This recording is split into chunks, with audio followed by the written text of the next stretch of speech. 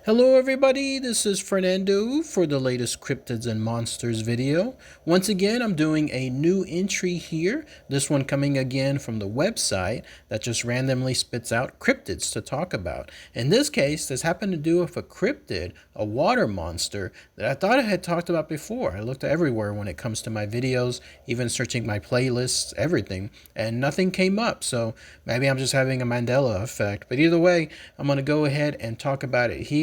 Also because there are a lot of you out there that are still big fans when it comes to sea monsters, and such is the case with this creature. In fact, you're looking at a representation of it now. It goes by a pretty interesting name. It's known as the Ogopogo. So let's go ahead and let's talk about all the information associated with this lake monster. I'll give my thoughts and opinions on it as well. Those of you that are in Canada in particular, you may have a chance of seeing this creature out there too. There's one lake that it is exactly located at, so I'm going to show that here in a minute too. So again, let's talk about everything linked to this sea monster. So what is this Ogopogo?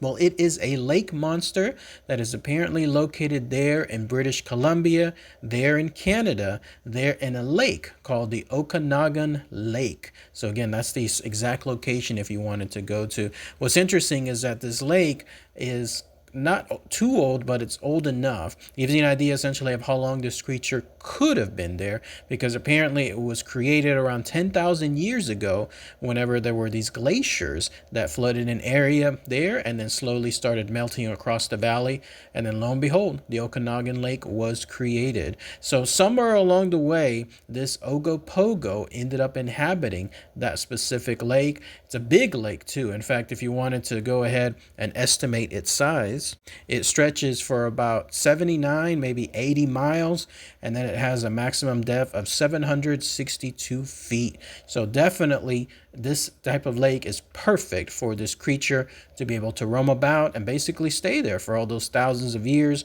without much interaction. Let's go ahead and let's talk about its physical characteristics. Now, when you think of your average lake monster, sea monster, anything like that, you think of a Loch Ness monsters, like the All-Star, in other words.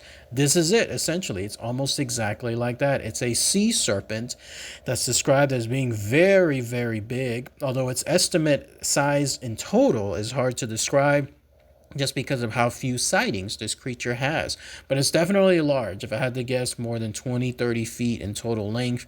And it inhabits that lake, and it uses its specific characteristics to stay within that lake perfectly, to stay camouflaged. For example, it has smooth dark skin, large body, thicker body that's thicker essentially than a telephone pole, and then its body, the way it moves actually within the lake itself, is it uses vertical undulation. So it stretches itself and then it contracts itself and then stretches itself again, but it uses it in a perfect manner, just coiling itself and moving forward almost as if it was propelling itself with its tail, and it allows it to do so at very, very quick speeds. In fact, if you wanted to guess essentially how large its body is in terms of its width and the coil and the strength it has, think of it as being thicker than a telephone pole. And that's essentially what you have here. There is one estimate as to its body and its total length, and it could be up to 50 feet in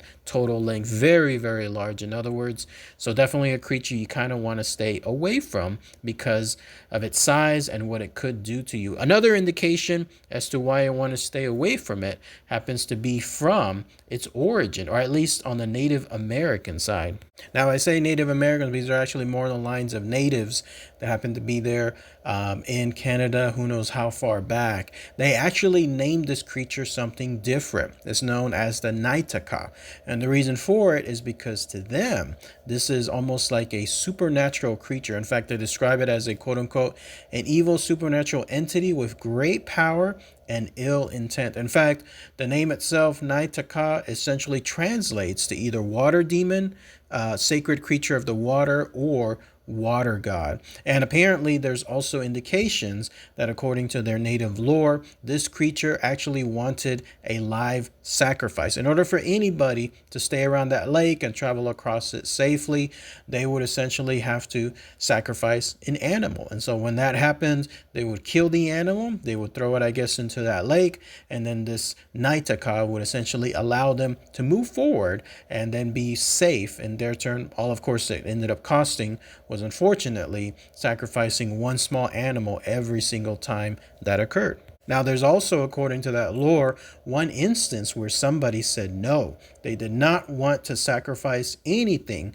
for this entity that was there. They didn't even want the existence of it to happen. Like, in other words, they thought that this demon actually didn't exist at all or didn't want its existence to be recognized. And so they ended up being punished. They ended up having something bad happen to them. No sooner did they try to cross that lake on a canoe with their family. Apparently this was a chief by the name of Timbasket. He was crossing it again with the canoe of his family.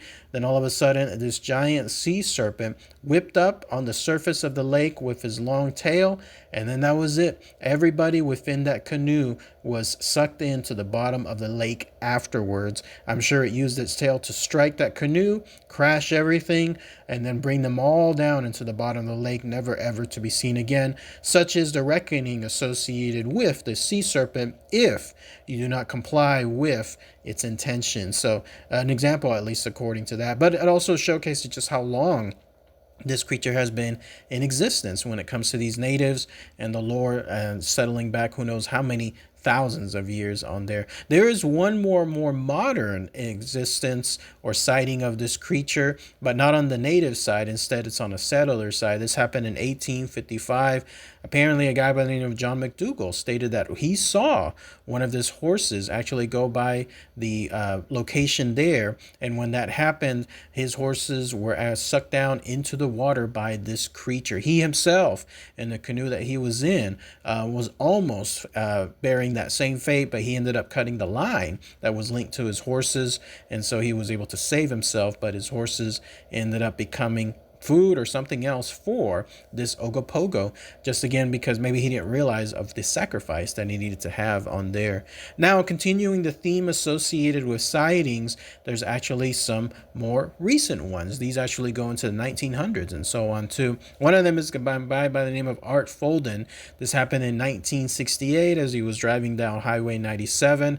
He said he saw something moving towards the lake, and so he decided to pull off into the road and then started filming what it was. Apparently his video is one of the more famous ones associated with the Ogopogo, because there it showcased something very large moving across the water, causing a large wake to be created from its movement. So it gives you an idea essentially that this thing was right there. It was literally there. He was filming it. He was capturing it there on video. It must have not noticed him at all because it was just moving about, but he definitely captured something alive, something that was living, moving across that location. And this footage has been analyzed and it's been looked at. It's been put into who knows how many tests, and it's been determined that it is a solid three-dimensional object, whatever it was that was within that lake. That's what it was that was captured. In other words, it wasn't fake. It wasn't something that he in turn put within the video to try to fool people. Nothing like that. This was a real thing. Whatever it was, in fact, it was very, very large, but again, nothing that he could indicate full details on. He only described it as something being something large and lifelike, and then that was it. So there's that occurrence back then. Then in 1980, no sooner than that number of tourists that were going around that area, apparently there was a beach over there at Kelowna, wherever that is, but they sighted also an Ogopogo. They stated that this happened to them. They were able to watch it move about, and it was for no less than 45 minutes altogether. In fact, one of the tourists was a guy by the name of Larry Thal.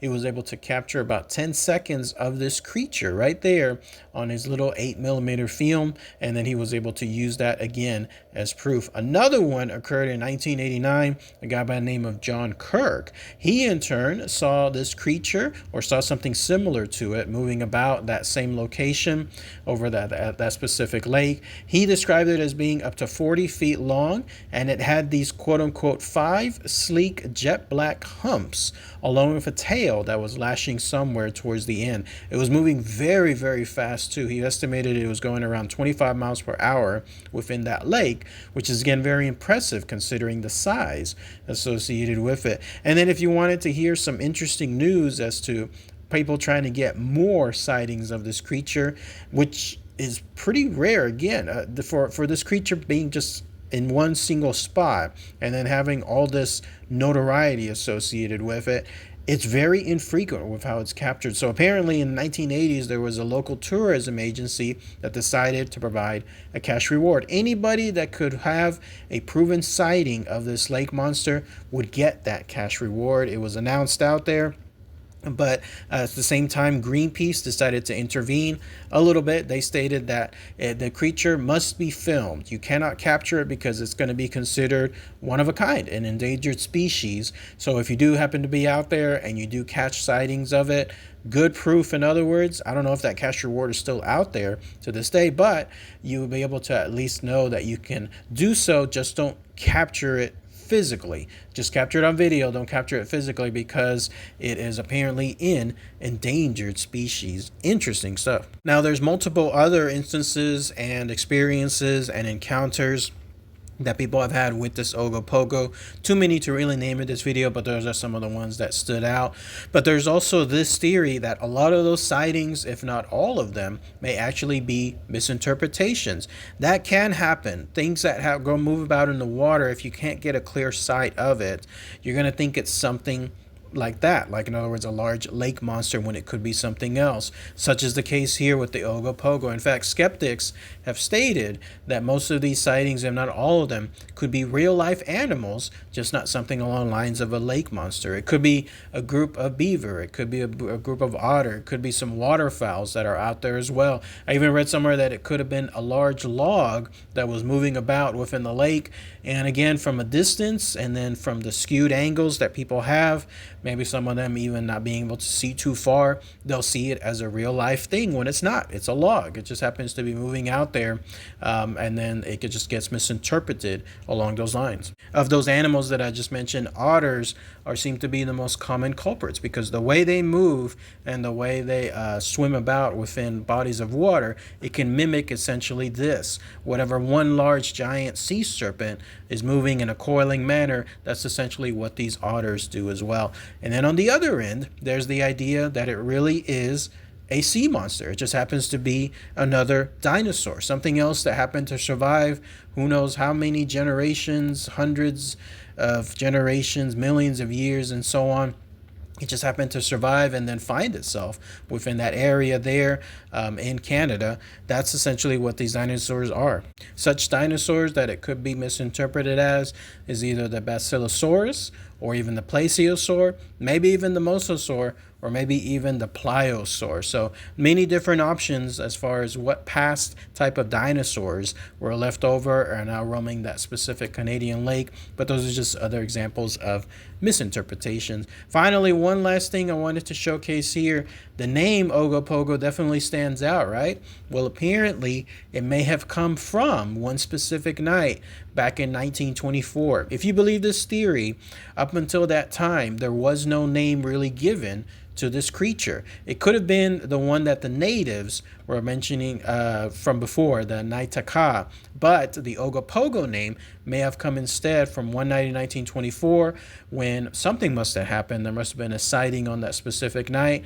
It was when a particular play or some kind of band, something was playing a song, a music hall song within the city of Vernon, British Columbia.